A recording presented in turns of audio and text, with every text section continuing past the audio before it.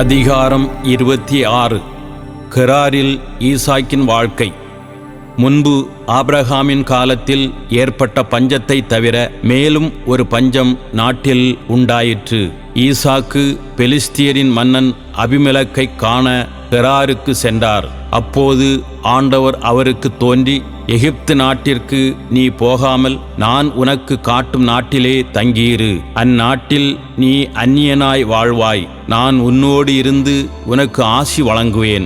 இந்நிலங்கள் அனைத்தையும் உனக்கும் உன் வழிமரபினருக்கும் தருவேன். உன் தந்தை ஆபிரகாமுக்கு நான் ஆணையிட்டு கூறிய வாக்கை உறுதிப்படுத்துவேன். உன் வழிமரபை விண்மீன்களைப் போல பெருகச் செய்வேன். உன் வழிமரபினருக்கு இந்நிலங்கள் அனைத்தையும் தருவேன். மண்ணுலகின் மக்களினங்கள் அனைத்தும் உன் வழிமரபின் மூலம் ஆசி பெறும்.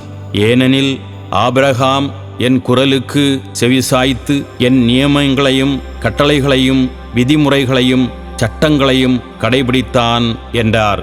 எனவே ஈசாக்கு கெராரிலேயே தங்கிவிட்டார். அங்குள்ளவர்கள் அவர் மனைவியை பற்றி அவரிடம் கேட்டபொழுது, அவள் என் சகோதரி என்றார். ஏனெனில் ரெபேக்கா பார்வைக்கு அழகுள்ளவளாய் இருந்ததால் அவ்விடத்து மனிதர் தம்மை கொல்வார்கள் என்று நினைத்து அவள் என் மனைவி என்று சொல்ல அஞ்சினார். பல நாட்கள் அவர் அங்கு இருந்தபின் ஒரு நாள் பெலிஸ்தியரின் மன்னன் அபிமெலக்கு பலகனி வழியாக பார்க்க நேர்ந்தபோது ஈசாக்கு தம் மனைவி ரெபேக்காவை கொஞ்சிக் கொண்டிருந்தார். இதனால் அபிமெலக்கு ஈசாக்கை அழைத்து, அவள் உன் மனைவி என்று தெளிவாய் தெரிகிறதே, பின் ஏன் அவளை உன் சகோதரி என்று என்னிடம் சொன்னாய் என்று கேட்டான். அதற்கு அவர், ஒருவேளை அவளை முன்னிட்டு நான் சாக நேரிடலாம் என்று நினைத்ததே காரணம் என்று அவனுக்கு பதில் அளித்தார். அபிமெலக்கு, நீ ஏன் எங்களுக்கு இப்படி செய்தாய்? என் மக்களுள் எவனாகிலும் உன் மனைவியோடு படுத்திருந்தால் பழி எங்கள் மீது அன்றோ விழச் செய்திருப்பாய் என்றான். மேலும் இந்த மனிதனையோ இவன் மனைவியையோ தொடுபவன் கொல்லப்படுவது உறுதி என்று கூறி அபிமெலக்கு தன் மக்கள் அனைவருக்கும் எச்சரிக்கை விடுத்தான். ஈசாக்கு அந்த நாட்டில் பயிரிட்டு அதே ஆண்டில் 100 மடங்கு அறுவடை செய்தார். ஏனெனில் ஆண்டவர் அவருக்கு ஆசி வழங்கினார். அவர் செல்வமுடையவர் ஆனார். செல்வத்திற்கு மேல் செல்வம் பெற்று மாபெரும் செல்வரானார். மேலும் அவருக்கு ஆட்டு மந்தையும் மாட்டு மந்தையும் இருந்தன. பணியாளர் பலர் இருந்தனர். எனவே பெலிஸ்தியர் அவர் மீது பொறாமை கொண்டனர். அவர் தந்தை ஆபிரகாமின் காலத்தில் அவருடைய பணியாளர் தோண்டிய கிணறுகளையெல்லாம் பெலிஸ்தியர் மண்ணால் நிரப்பி தூர்த்து விட்டனர். மேலும் அபிமெலக்கு ஈசாக்கை நோக்கி, நீ எங்களை விட வலிமை உள்ளவனாய் இருப்பதால் எங்களை விட்டு அகன்று போ என்றான். எனவே ஈசாக்கு அங்கிருந்து வெளியேறி கெரார் பள்ளத்தாக்கில் குடியேறி வாழலானார். அங்கே தம் தந்தை ஆபிரகாமின் காலத்தில் தோண்டப்பட்டு அவர் இறந்தபின் பெலிஸ்தியரால் மூடப்பட்ட கிணறுகளை அவர் தோண்டி தூரெடுத்தார். தம் தந்தை இட்டிருந்த அதே பெயர்களால் அவற்றை அழைத்தார். பின் அவருடைய பணியாளர் நீர்ப்படுக்கையில் தோண்ட அங்கே பொங்கியெழும் நீரூற்றுகளை கண்டனர். ஆனால் கெராரில் இருந்த மேய்ப்பர்கள் ஈசாக்கின் மேய்ப்பர்களோடு, இந்த தண்ணீர் எங்களுக்கே என்று வாதாடினார்கள். இவ்வாறு அவர்கள் அவரோடு தகராறு செய்ததால் அந்த கிணற்றுக்கு அவர் ஏசேக்கு என்று பெயரிட்டார். மீண்டும் அவர்கள் வேறொரு கிணறு தோண்டினார்கள். முன்பு போல அதை பற்றியும் வாக்குவாதம் ஏற்பட்டது.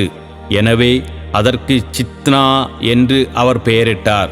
அவர் அவ்விடத்தை விட்டு அகன்று வேறொரு கிணற்றை தோண்டினார். இம்முறை வாக்குவாதம் ஒன்றும் ஏற்படவில்லை. அதன் பொருட்டு ஆண்டவர் நம் எல்லையை விரிவுபடுத்தியுள்ளார், நாட்டில் நாம் வளர்ச்சியுறுவோம் என்று சொல்லி அதற்கு ரெகபோத்து என்று பெயரிட்டார்.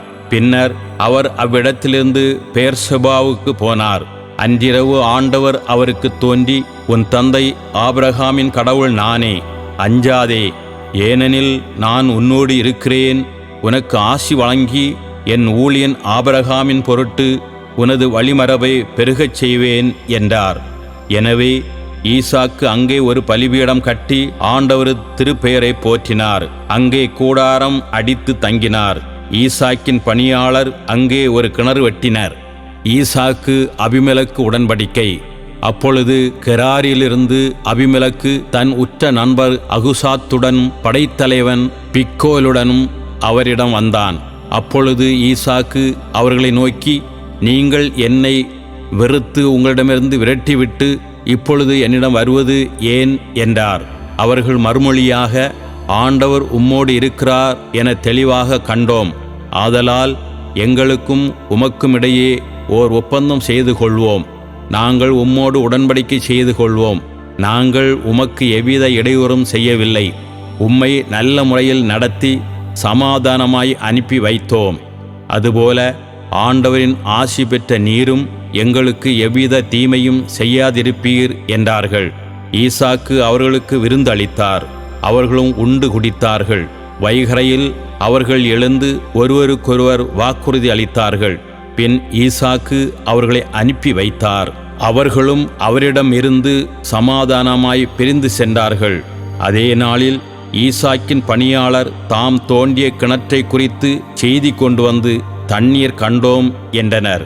ஆதலால் அவர் அதற்கு சிபா என்று பெயரிட்டார். எனவே அந்நகருக்கு பேர்சபா என்னும் பெயர் இன்று வரை வழங்கப்பட்டு வருகிறது. ஏசா 40 வயதான போது இத்தியனான பேயரின் மகள் யூதித்தையும் இத்தியனான ஏலோனின் மகள் பாஸ்மத்தையும் மணந்து கொண்டான். இவர்களால் ஈசாக்கும் ரெபேக்காவும் மனக்கசப்பு அடைந்தனர்.